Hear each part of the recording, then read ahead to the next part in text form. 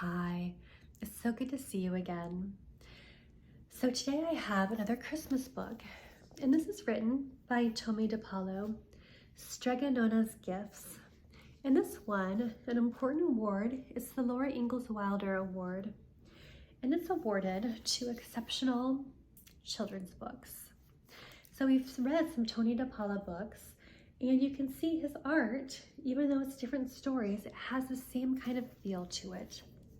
And Strega Nona means grandma witch, but witch doesn't mean the same way as Halloween witches.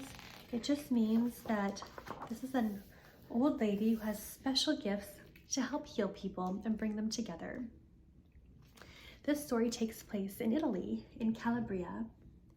Everyone in the little village in Calabria, including Strega Nona, had been busy in their kitchens and at their tables since the month of December began. And we know December is a very special month. You can see all the smoke coming up from their stoves and their ovens. First was the feast of Saint Nicholas on December 6th. The children get to choose the food of this feast because San Nicola was said to love children.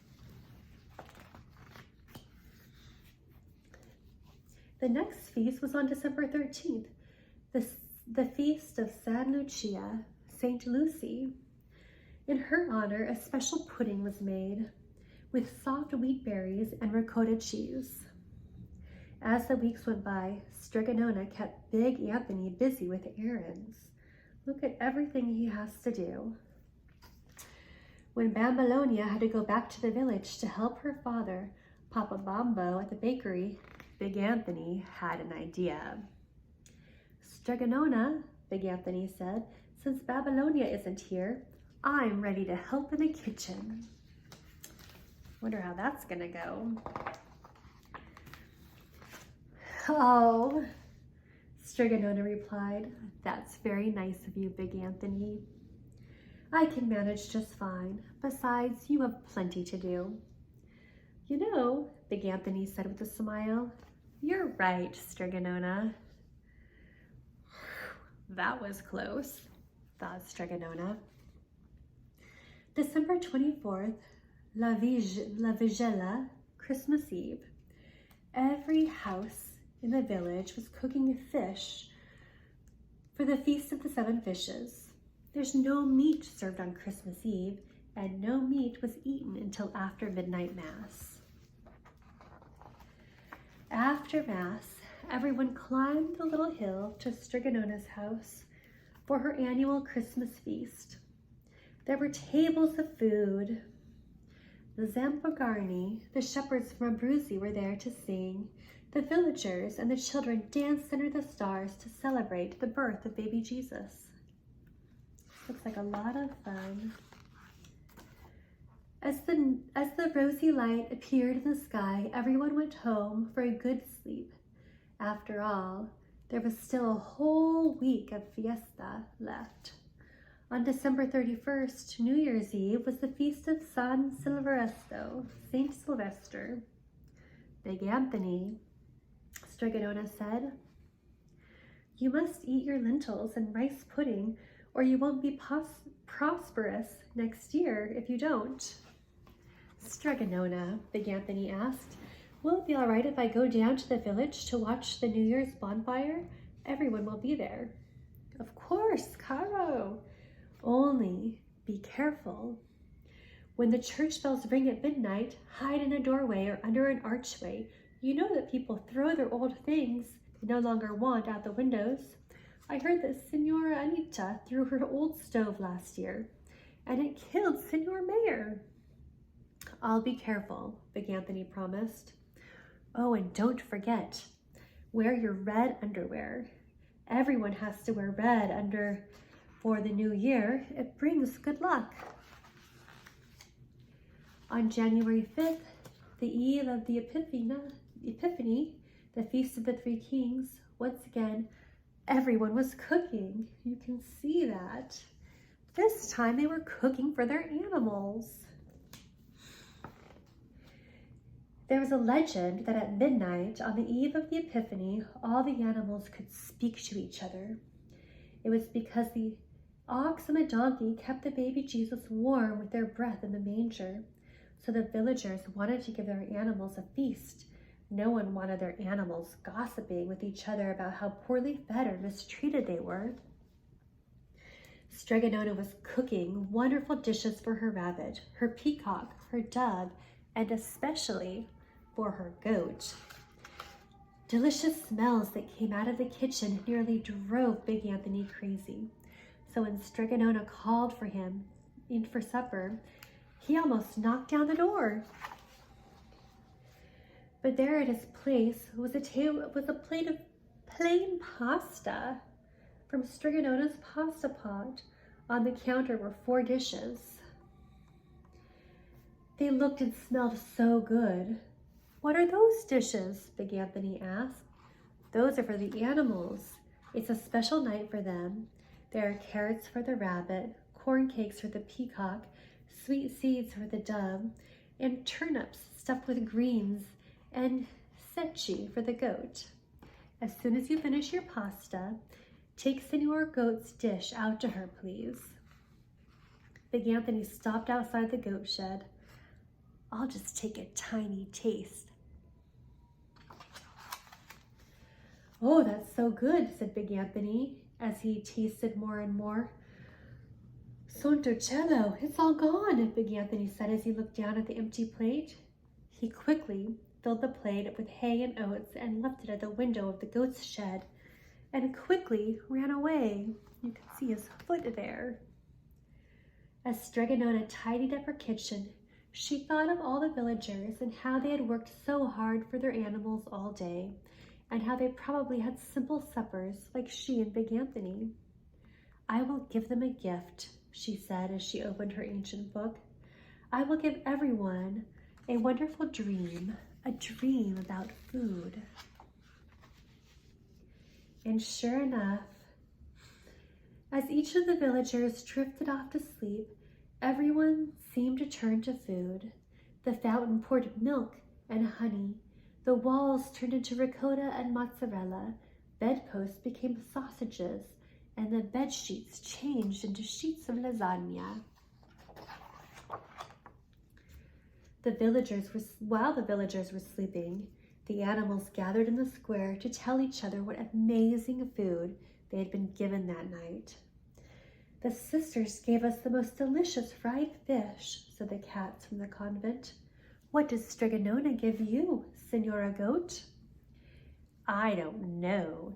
Big Anthony ate it before I could even look at it." "That's terrible," said the mayor's dog. "What did you do?" "I ate his blanket," Senora Goat answered. "I'll bet he's cold and doesn't sleep all night."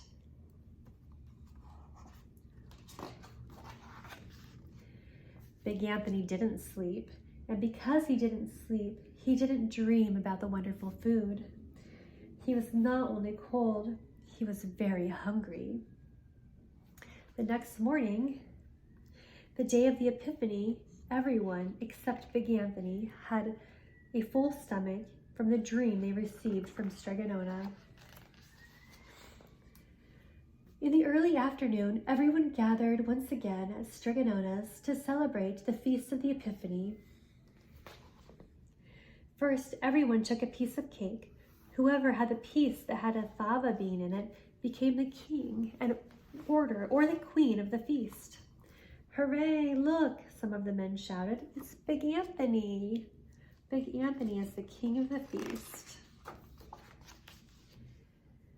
They carried the king around the table on their shoulders and sat him down in a special chair. "Well, Big Anthony, because you are king and the 3 kings brought you gifts to baby Jesus, what would you like?" "What would you like for a gift?" Strega Nona asked. "A new blanket," Big Anthony answered. "And," he asked, "some of the delicious turnip dish you made for Senora Goat last night." "Pronto," said Strega Nona. Here she is, getting a blanket and cooking. "Here you are, King Anthony," Strega Nona said. "Buona notte. Grazie, Strega Nona, said Big Anthony. Thank you. Wonder what he's gonna do. Big Anthony wrapped himself in his new blanket and knocked on Senor Goat's window. He held out the dish of turnips. Let's have a truce, he said. And presto, the holiday season was over for another year. At the end of this book, it has a list of the feast days that they celebrate, that Strega Nona celebrates, and I wonder if they're the same as the feast days that you celebrate. The Feast of San Nicola. St. Nicholas, a bishop in the 3rd century, was known for his generosity and love of children. He is also the inspiration for Babbo Natale, Father Christmas. On his feast, children are allowed to choose their favorite meal. I hope that you get to do that. December 13th, the Feast of Santa Lucia. St. Lucy lived in Sicily in the 3rd century. Legend states that she was blinded for her faith, but God restored her sight. To honor St. Lucy, the dish called cuccia, made with ricotta, sugar, and boiled wheat berries, is eaten on her feast day. December 24th, the Feast of the Vigilia, Christmas Eve. This feast commemorates the wait for baby Jesus' midnight birth. No meat is allowed, so it is tradition to eat 7 courses of seafood. On Christmas, December 25th, Christmas literally means birthday, and this feast celebrates the birthday of baby Jesus. It's traditionally held after midnight mass, and meats of all kinds are served. December 31st is the Feast of Saint Sylvester.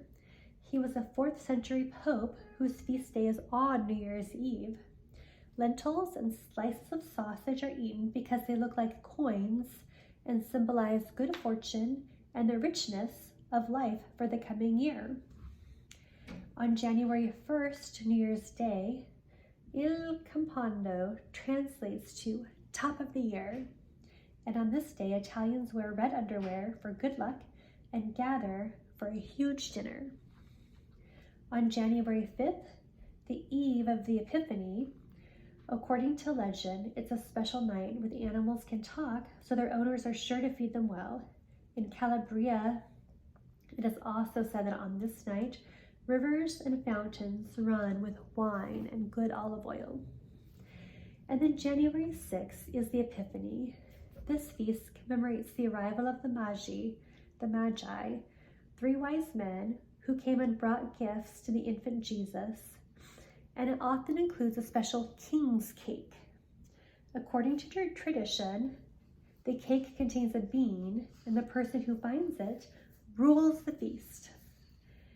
And this is the day that ends the holiday season. Happy holidays.